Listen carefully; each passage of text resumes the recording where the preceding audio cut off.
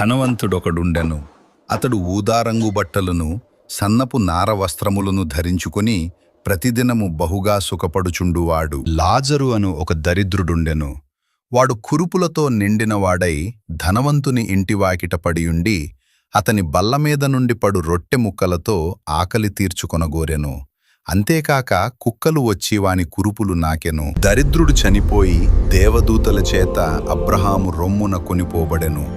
ధనవంతుడు కూడా చనిపోయి పాతిపెట్టబడెను. అప్పుడతడు పాతాళములో బాధపడుచు కన్నులెత్తి దూరము నుండి అబ్రహామును అతని రొమ్ము ఆనుకునియున్న లాజరును చూచి, తండ్రివైన అబ్రహామా, నాయందు కనికరపడి తన వ్రేలికొనను నీళ్లలో ముంచి నా నాలుకను చల్లార్చుటకు లాజరును పంపుము. నేను ఈ అగ్నిజ్వాలలో యాతన పడుచున్నానని కేకలు వేసి చెప్పెను. అందుకు అబ్రహాము, కుమారుడా, నీవు నీ జీవితకాలమందు నీకిష్టమైనట్టు సుఖము అనుభవించితివి. అలాగుననే లాజరు కష్టము అనుభవించెనని జ్ఞాపకము చేసుకొనుము. ఇప్పుడైతే వాడు ఇక్కడ నెమ్మది పొందుచున్నాడు, నీవు యాతన పడుచున్నావు. అంతేకాక ఇక్కడ నుండి మీ యొద్దకు దాటగోరువారు దాటి పోజాలకుండునట్లును, అక్కడివారు మా యొద్దకు దాటి రాజాలకుండునట్లును మాకును మీకును మధ్య మహా అగాధముంచబడియున్నదనని చెప్పెను. అప్పుడతడు, తండ్రి, అలాగైతే నాకైదుగురు సహోదరులున్నారు. వారును ఈ వేదనకరమైన స్థలమునకు రాకుండా వారికి సాక్ష్యమిచ్చుటకై నా తండ్రి